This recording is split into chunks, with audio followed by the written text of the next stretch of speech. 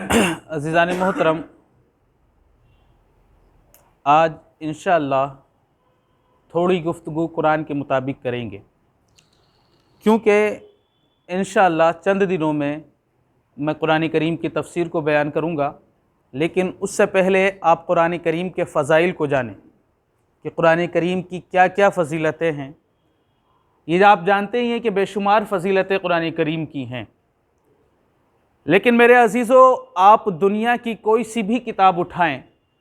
کوئی کتاب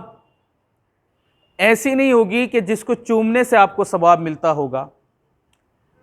انگلش کی موٹی کتابیں اٹھا لیں، اگر آپ چوم لیں گے ثواب نہیں ملے گا، دیکھ لیں گے ثواب نہیں ملے گا،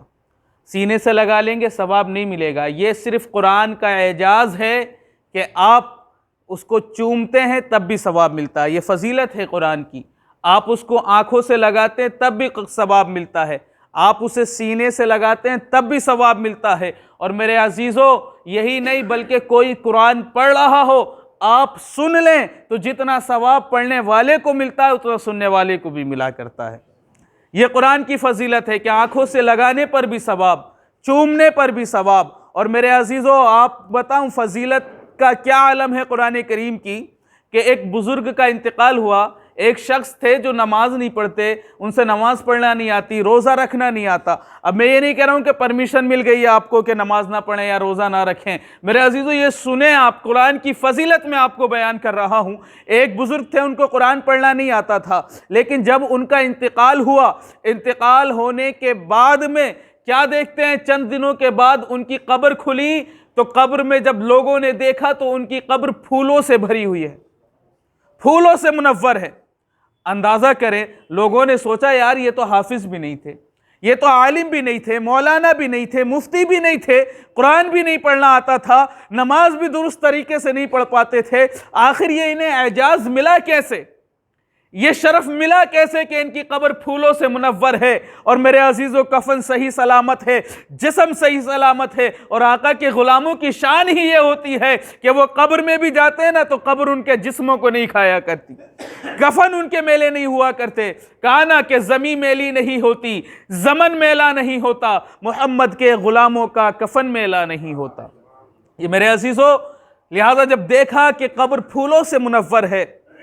تمام سوچنے والے حیرت میں پڑ گئے، سوچنے لگے ان کا عمل کون سا تھا۔ بولے کسی کو اگر نہ پتا ہو تو نہ پتا ہو، لیکن بی بی تو ہمراز رہا کرتی ہے، بی بی تو شوہر کی ہر بات کو جانتی ہے، لہٰذا چلو ان کی بیوی سے پوچھتے ہیں۔ جاتے ہیں بی بی کے پاس میں اور کہتے ہیں بی بی ایک بات بتاؤ، تمہارے شوہر سے قرآن پڑھنا نہیں آتا تھا، تمہارے شوہر عالم نہیں تھے، تمہارے شوہر نماز درست طریقے سے نہیں پڑھ پاتے تھے، مفتی نہیں تھے، لیکن مجھے ایک بات بتاؤ، آج قبر کھلی ہے ان کی تو ان کی قبر پھولوں سے منور ہے، اس کا راز کیا ہے، اس کا سبب کیا ہے؟ بی بی رونے لگتی ہے اور رو کر کے عرض کرتی ہے، لوگوں سنو، پھولوں سے منور ہونے کی وجہ تو مجھے بھی نہیں معلوم، البتہ اتنا ضرور پتا ہے، جو تم جانتے ہو وہ میں بھی جانتی ہوں، کہ میرے شوہر کو قرآن پڑھنا نہیں آتا تھا، میرے شوہر عالم نہیں تھے، میرے شوہر حافظ نہیں تھے، لیکن سنو ان کا عالم یہ تھا کہ وہ وضو بناتے، اور وضو بنانے کے بعد رات کی تنہائی میں قرآن اٹھاتے، اٹھانے کے بعد سینے سے لگاتے، اور لگانے کے بعد کمرے میں چلے جاتے، کمرے میں جانے کے بعد میں اللہ اکبر، کمرہ بند کر دیتے، یا کمرہ کبھی کھلا بھی رہ جاتا، لیکن میرے عزیزو اب وہ کمرے میں بیٹھ کر کے قرآن کو دیکھتے رہتے۔ میں نے سوچا ان کو قرآن پڑھنا نہیں آتا ہے، البتہ دیکھوں تو یہ قرآن لے جاتے ہیں کمرے میں تو کیا کرتے ہیں، سبب کیا ہے قرآن لے جانے کا؟ کہا ایک رات جب میرے شوہر نے وضو کیا، وضو کرنے کے بعد میں وہ قرآن کو اٹھاتے ہیں، سینے سے لگاتے ہیں، آنکھوں سے چومتے ہیں، اللہ اکبر میرے عزیزو، اور لے جانے کے بعد میں کمرے میں چلے جاتے ہیں۔ اور جب کمرے میں گئے، کمرے میں جانے کے بعد میں جیسے ہی وہ کمرے میں گئے، بی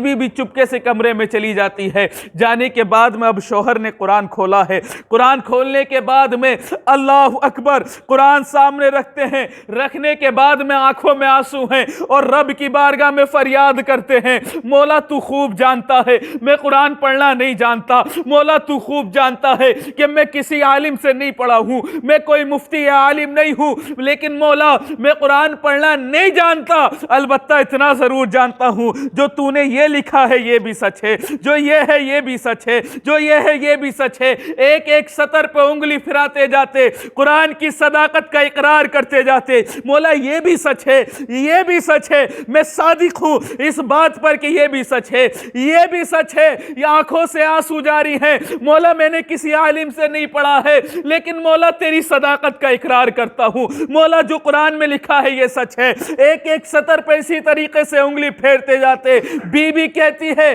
یکایک میں کیا دیکھتی ہوں کہ جو کمرہ اندھیرا تھا،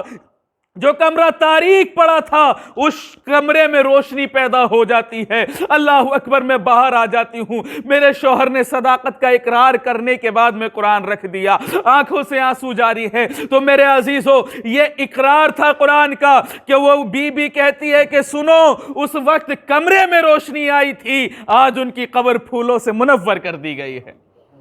صرف قرآن کی صداقت کا اقرار۔ میرے عزیزو، یہ قرآن کی فضیلت ہے، اور میرے آقا کریم صلی اللہ علیہ وسلم نے بھی فرمایا خیرکم من تعلم القرآن وعلمہ، the best amongst you those who learn and teach قرآن، کہ تم میں سے بہتر شخص وہ ہیں جو قرآن سیکھیں اور سکھائیں۔ تو میرے عزیزو، ہمیں قرآن کریم کو جاننا چاہیے، اس کے احکامات کو پہچانیں اور اس کو پڑھیں، اپنے بچوں کو بھی پڑھائیں، ورنہ عالم یہ بھی ہوگا میرے عزیز، قبر کی تنہائی میں پڑے ہوں گے، آنکھیں لگی ہوں گی کہ کوئی تو میرے نام سے ایصال ثواب کر دے، اور جب بچے کو پڑھائے نہیں تو کہاں سے ایصال ثواب کرے گا۔ لہٰذا میرے عزیزو، یاد رکھیں کہ ہمیں اسی زندگی میں نہیں رہنا ہے، بلکہ ایک دن اس دنیا سے بھی جانا ہے، قبر کی تنہائی میں بھی جانا ہے۔ تو اپنے بچوں کو ایسا کر کے جائیں کہ وہ ہمارے نام سے ایصال ثواب کر سکیں، قرآن کی کچھ آیات پڑھ کر کے ہمارے اس نام سے ایصال ثواب کر دیں، اور اس کا کتنا بڑا اس کی کتنی بڑی فضیلت ہے، انشاءاللہ یہ واقعہ میں کل آپ کو سناؤں گا۔ چند دنوں قرآن کی فضیلت کو سنیں گے، اس کے بعد تفسیر قرآن کریم کی انشاءاللہ۔ مولا کریم کی بارگاہ میں دعا ہے، مولا جو کچھ کہا اللہ مجھے بھی آپ سب کو اس پر عمل کرنے کی توفیق عطا فرمائے۔